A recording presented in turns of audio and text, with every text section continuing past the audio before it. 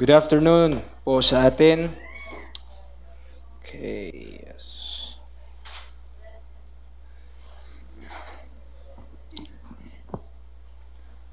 Alright. Ay po yung kapatuloy natin pag-aaral sa Believer's Identity Series. At na naglalayong ipakilala po sa atin ang ating pagkakakilanlan kay Kristo Jesus, pagkayaring tayo'y naging parte ng kanyang katawan, kinilala bilang new creature, at binigyan ng bagong katatayuan. So yung twofold po sa Colossians 2 verse 11 to 12.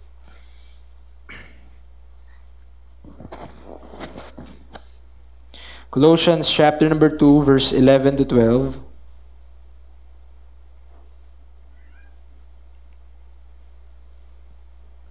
Mapapansin po natin dito, in whom also ye are circumcised with the circumcision made without hands, in putting off the body of the sins of the flesh by the circumcision of Christ, buried with him in baptism, wherein also you are risen with him through the faith of the operation of God, who had raised him from the dead.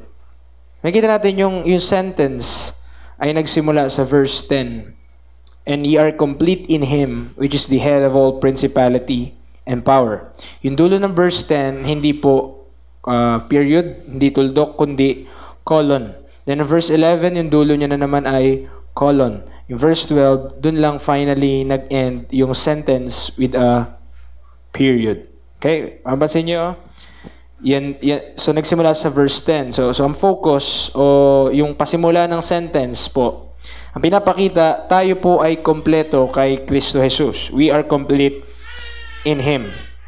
Tapos in-explain niya yung bagay na yon, verse 11, circumcision of Christ, verse 12, buried with Him in baptism. So ito pong dalawa na ito is spiritual circumcision, circumcision of Christ, at yung buried with Him in baptism, yung baptism na ito, yan ay pwedeng i-comprise natin dyan yung, so nako-comprise niya yung operation of God, the spiritual operation of God sa verse number 12. Nakita niyo po?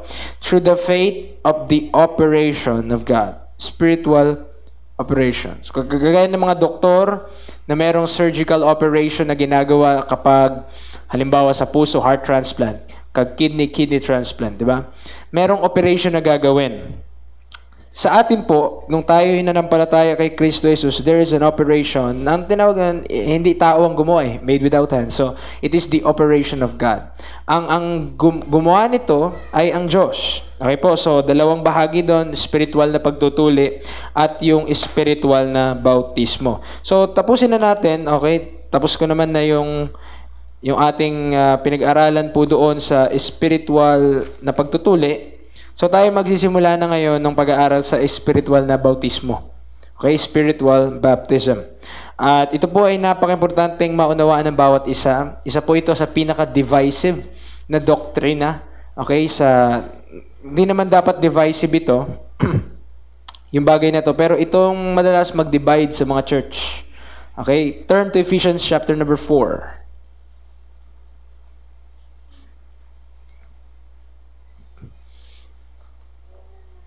Ephesians chapter number 4, verse 4 to 6. Dito po mababasa natin yung 7 unities of the Spirit. Okay, babasahin ko po Verse 3 muna. Endeavoring to keep the unity of the Spirit in the bond of peace. Verse 4. There's one body and one Spirit, even as ye are called in one hope of your calling. One Lord, one faith, one baptism, one God and Father of all, who is above all and through all and in you all. Mga kapatid, so ito po yung dapat natin maunawaan po. Do you believe there is one body? Isa lang ang katawan ni Kristo? Amen. Naniniwala ba kayo na meron lang isang Panginoon? One Lord? Yes. Naniniwala ba kayo that there is one God and Father of all? Yes. Diba? So, totoo yung mga bagay na yun. Pero yung kung saan nagtatalo-talong madami ay sa phrase na one baptism. Iisang bautismo. Okay? Kapag tinanong mo ang Baptist kung ano yung bautismo na yun, yun yung bautism nila. Okay? Yung ikaw ay tinubog sa tubig, yun yung baptism daw po na yun. Pero yun po ba yung tinutukoy ng talata po na ito? Pag sinabing one baptism, one Lord, one faith, and one baptism.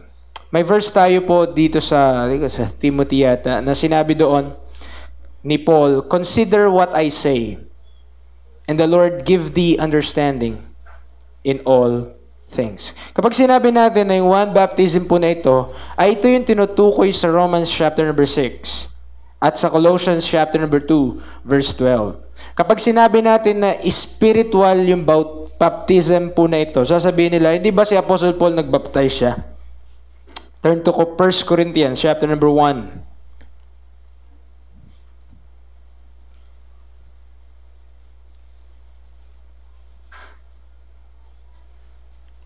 1 Corinthians chapter number 1.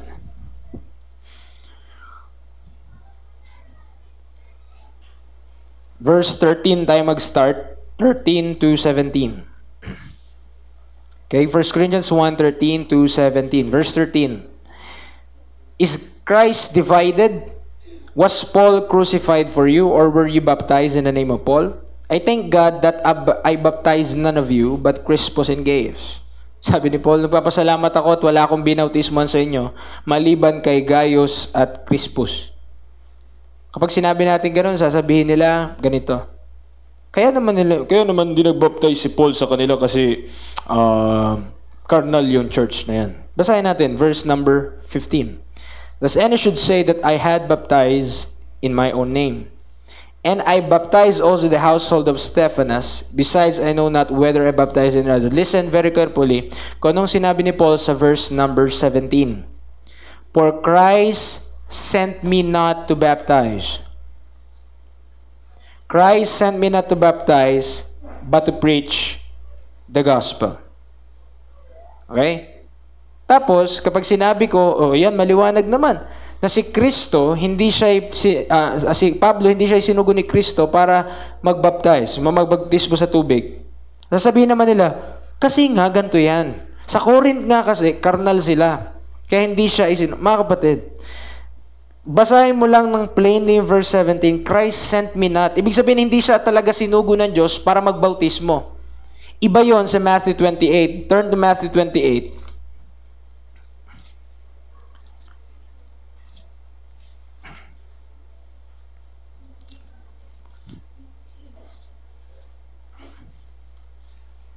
Matthew chapter 28.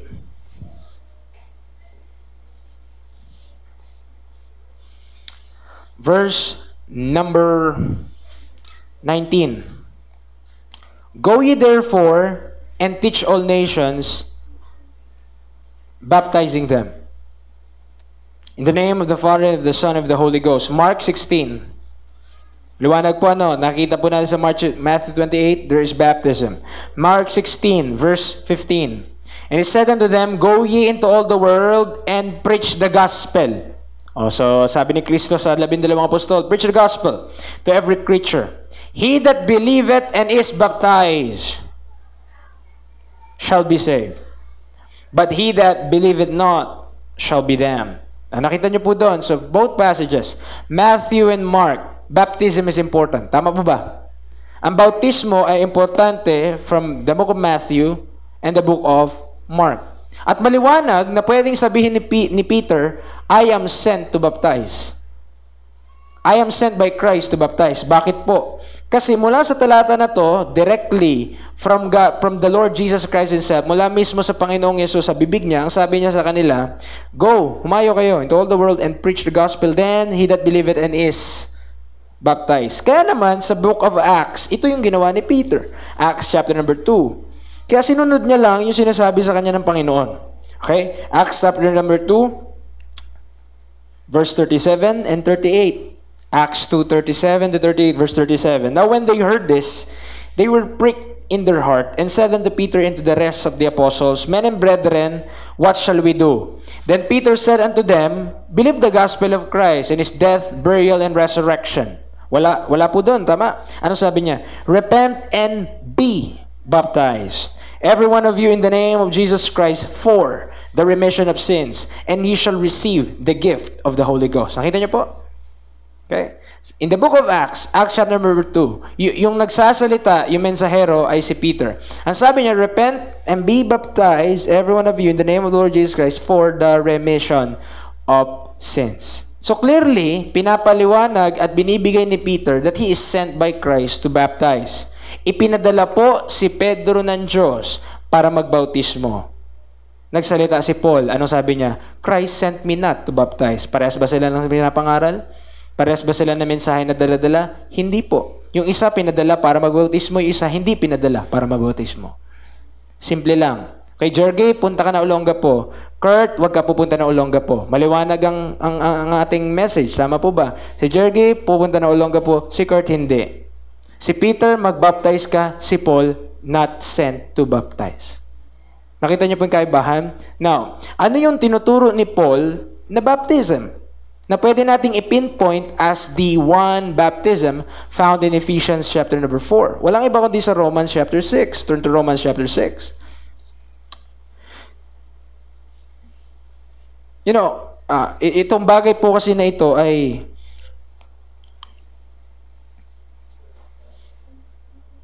okay, so Romans chapter number 6. Tingnan po mabuti, ano po? Verse 3, 4, and 5, and 6. Verse 3. Know ye not that so many of us as were baptized into Jesus Christ were baptized into His death? Doon pa lamang, mapapaisip ka na, yung tubig ba na ibabaptize ako doon kay Kristo? Alam mo? Okay? Verse 4, therefore we are buried with Him by baptism into death. Ito yung ginagamit na verse para to justify water baptism. Na parang sasabihin ito, yan ay, tawag dito, testimony at yan ay larawan yan. Image. Yung water baptism is the image kung ano yung nangyari sa atin. Pero, basahin niyo pa yung verse. Verse 4. Therefore, we are buried with Him by baptism into death, that like as Christ was raised up from the dead by the glory of the Father, even so we should also walk in newness of life. For if we have been planted together in the likeness of His death, we shall be also in the likeness of His resurrection. Knowing this, that our old man is crucified with Him, that the body of sin might be destroyed, and henceforth we should not serve sin. Mga kapatid, anong hindi mo makikita sa Romans chapter 6? Isang patak ng tubig. May nakita ba kayong patak ng tubig dyan? Ilog. May nakita kayong ilog? Nakita kayong dagat? There's no water in the verses that we have read. Walang tubig. Yung iba, kapag nagbasa ng Bible, kapag may nabasang baptism, automatic tubig.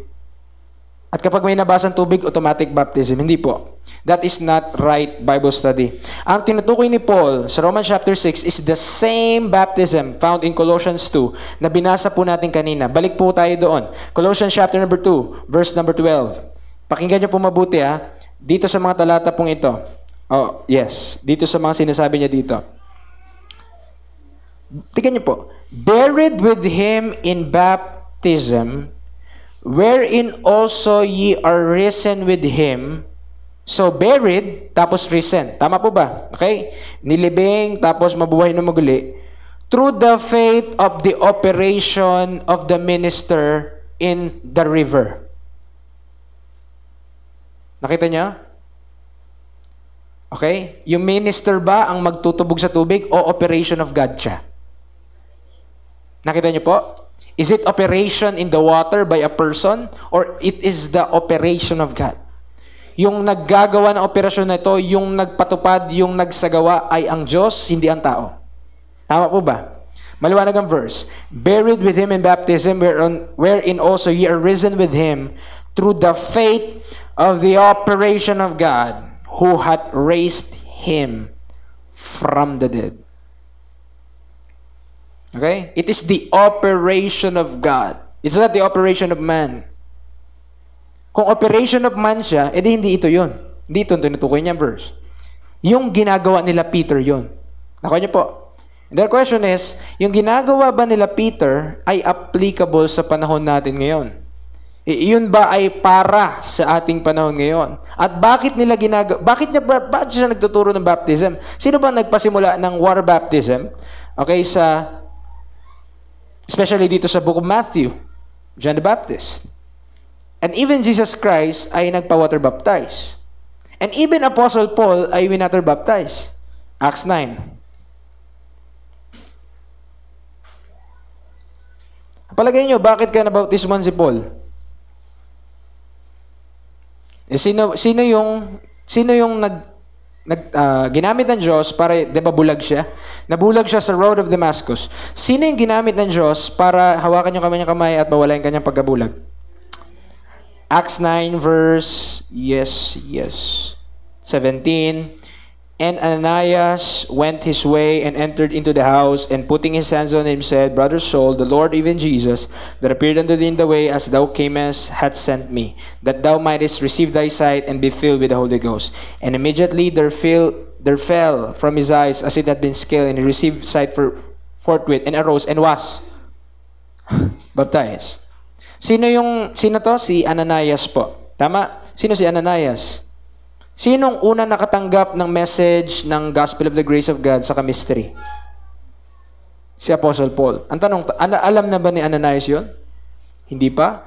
At dahil doon, di pa alam ni Ananias, si Paul lang nakakaalam, at maring di pa nga alam ni Paul yun sa panahon na yun, kasi revelation ay progressive. Ang punto lang naman natin dito mga kapatid ay ito po. Si Paul ay nabautismuhan. Maybe, una, ignorance in the part of Ananias and also sa kanyang part kay Paul. Okay?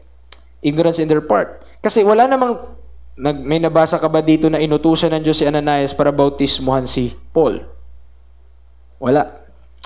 Dito yung utos ng Diyos, dito po sa 11. And the Lord said unto him, Arise and go into the street which is called Straight, and inquire in the house of Judas for one called Saul of Tarsus. For behold, he prayeth, and hath seen in a vision a name coming in, putting his hand on him, that he might receive his sight. Kita niyo po, walang sinabi ang Diyos kay Ananias na bautismo niya si Paul. Not found in the verse. But then, ano ba yung si Ananias ay parte ng grupo nila Peter. Yan, dapat natin maunawaan. Sila ay nasa Damascus. But the message, yung mensahe na meron sila ay yung katulad kay Peter. At anong pinapangaral ni Peter? Repent and be baptized for the remission of sins. May alam na ba si Pablong maraming impormasyon dito? Wala pa. And also, maaring not because of ignorance, but because of gusto niya na maging legitimate yung pagiging patotoo niya sa Panginoong Jesus. Kasi nga, nanggaling siya mula sa pagtutuligsa sa mga taong ito patungo sa pagdedepensa na si Kristo yung Mesiyas. So, para maniwala sila, ginawa niya rin yung mga bagay na ito. Posible rin yun. But the point is, mga kapatid, kailangan, kasi sinabi ni Paul, consider what I say, and the Lord give the understanding in all things. Kasi kung pagbabasihan mo yung mga nangyari sa kanya sa Book of Acts, at yung mga ginawa niya sa Book of Acts, may mga bagay doon na hindi rin applicable sa atin ngayon. Pumunta siya sa Melita, may mga barbarians doon. Anong ginawa niya? Merong ahas pala nakapalibot sa kanya, winawgaswas niya lang. Okay? At merong mga gumagawang Pentecostal na gano'n. May ahas sila na venomous, tapos pinaglalaruan nila sa service. Ayun, dugu-duguan sila. Okay? Kasi nga, pinapamuhay daw nila yung Mark 16. Tingnan nyo, balikan nyo Mark 16. Mark chapter 16.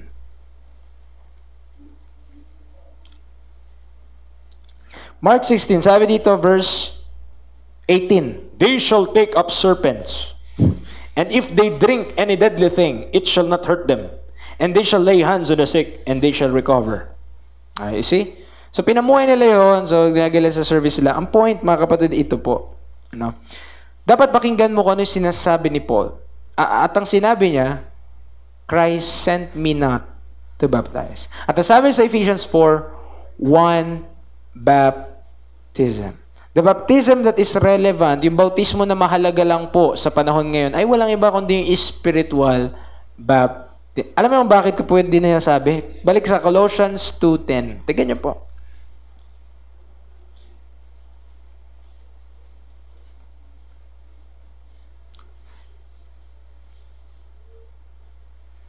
And ye are complete in Him. Noong pagkakataon na ikaw ay nanampalataya sa pamamagitan ng Ebanghelyo ni Kristo, dineklara ka na na Diyos, kompleto ka na. Complete in Christ. Of course, you need to understudy the Word of God para mas lalo lumago. Pero positionally, mga kapatid, you are complete. Kompleto ka na. You don't need anything else. So, sa katatayuan natin sa Panginoon, the moment that you got saved, nung naligtas ka, immediately pwede ka na mag-serve sa Diyos. Immediately pwede ka na magpanga-ebanghelyo ni Kristo. Immediately pwede ka na mag-serve. You don't need to be baptized in water to serve in the church. Dahil ang mahalagang church natin ngayon is the body of Christ, which is all the believers in Christ Jesus. Naiintindihan po natin yan? Alright. Pero, kasi, because of tradition, dahil sa mga katuruan, kaya nga, sa mga churches, meron nakalagay, nakita nyo na ba yan? Yung trail of blood, yung malaking tarpaulin din na pinapakita na nagmula sa mga Paulician, ganyan, Montanis, tapos, basta ganon, yung chart na yon. Pinapakita daw nun yung church perpetuity. Yung successionism of the churches. Okay? Na kung saan, ang tunay daw ng mga church ngayon ay orthodox. Meaning, kailangan matitrace mo kung saan ka nagmulang church. Matitrace mo yung pinanggalingan ng church. At yung dulo ng contact tracing nila ay matatagpuan po sa AD 33 Church at Jerusalem. Yari ka dyan. Ibig sabihin, consistent din talaga ang doktrina nila kasi ang babalikan nilang church ay yung church daw sa Matthew 16:18, and upon this rock, I will build my church. Kita niyo? Kung doon nila ititrace ang church nila, totoo nga, may hyper-successionism yun. So help themselves. But I am tracing my doctrine from the Apostle Paul. Not from Peter. Hindi kay Peter, hindi kay Jesus Christ in the flesh. Because Jesus Christ in the flesh is the minister of the circumcision. So ito lang, sisimplihan ko lang po. Ano po? Sinong nagpadala kay Apostle Paul para ituro to? Ang Panginoong Yesus. Pero bago siya nag-ascend, okay, bago siya nasa langit at bumaba siya kay Apostle Paul, nagtuturo din siya sa lupa. Tama po ba? Hindi nyo po ba alam na hindi para sa atin yung tinuturo niya nung nasa lupa siya? Para sa karamihan, nakakashock yun. Kung meron kayong Pinoy ano yan? Pinoy Bible, Pinoy ano yan? Ano yan? Tawag doon. Pinoy version, yon. Na-shock naman ako. Okay? Yung tinuturo ni Jesus Christ sa earthly ministry is not for us. Okay? It is for the nation of Israel. Yung tinuturo ni Peter, kahit sa Book of Acts, is not for us. It is for the nation of Israel. To the nation of Israel. Jesus Christ to the nation of Israel. Yun ang hindi matatanggap ng marami. Why? Because they believe that their baptism originated from John the Baptist. Okay? But in 1 Corinthians 1, maliwanag po mga kapatid, do you believe God? Do you believe the Bible? Christ sent me not to baptize. Alam niyo bang bakit mahalaga din na yung baptism? Yung panahon nila Peter, yung panahon nila, bakit mahalaga ang water baptism sa kanila? Because God is preparing the nation of Israel. Hinahanda niya po yung bansang Israel to be the kingdom of priests. Para maging kaharian ng mga saserdote. At anong kailangan gawin sa mga saserdote? You need to baptize them. Papaliguan sila ng tubig.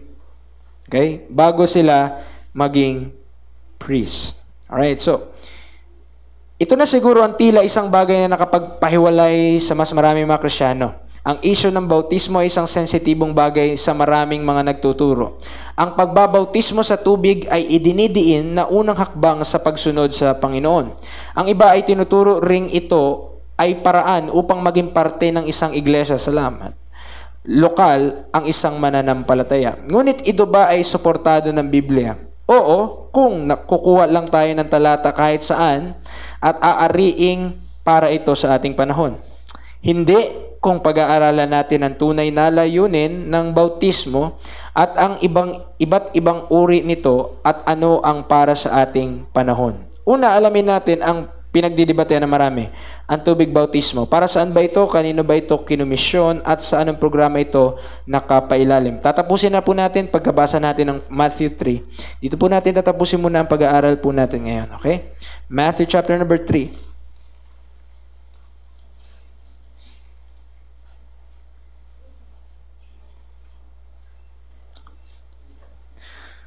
Matthew 3, 1 to 11, verse 1.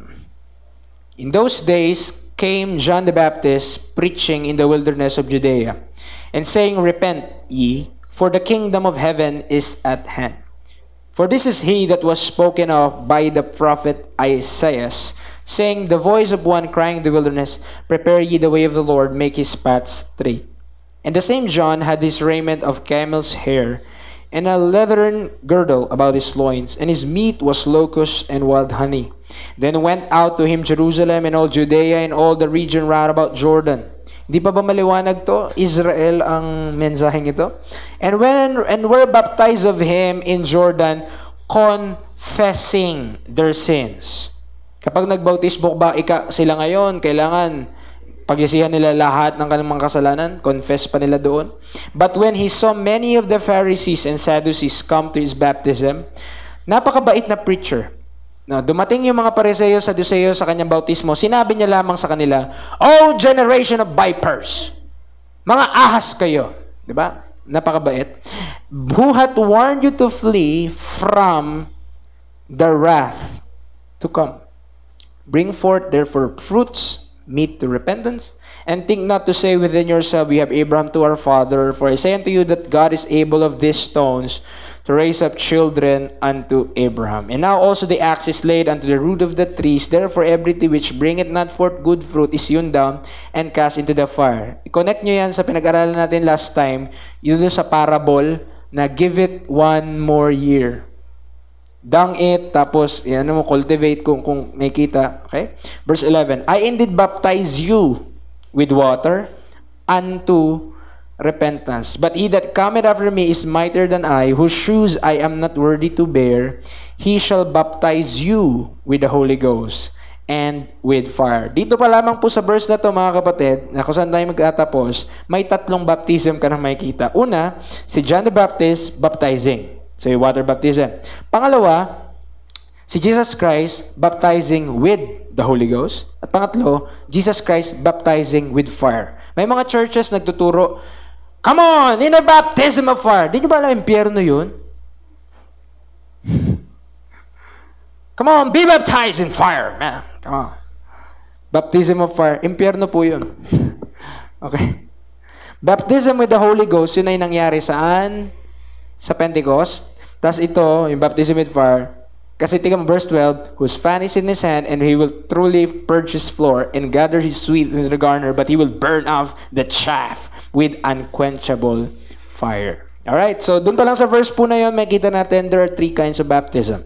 Una, si John the Baptist, water baptism. Si Jesus Christ, yung paparating, baptism with the Holy Ghost, and baptism with fire. Okay? Huwag kayong mag-claim na, Oh God, let the baptism of fire came down from heaven. Baka gusto mo mabilis ka mapunta ng impyerno. Alright, so different things. So let's pray. Gracious God, thank you so much for this afternoon. Salamat po sa mga kapatiran that still who bear the teaching. I pray na we continually study your word, na maunawaan po namin what is for us, pero hindi, Panginoon, upang tamarin at hindi, Panginoon, upang maging lousy sa pananampalataya, kundi mas lalo kami ma-encourage, Panginoon, kung sino mo kami ginawa kay Kristo Jesus, at dahil po doon, mas lalo maging masigasig sa paglilingkod ayon po sa kalooban nyo sa panahong ito. Sa iyong kapurihan, sa pangalan ng Panginoong Jesus.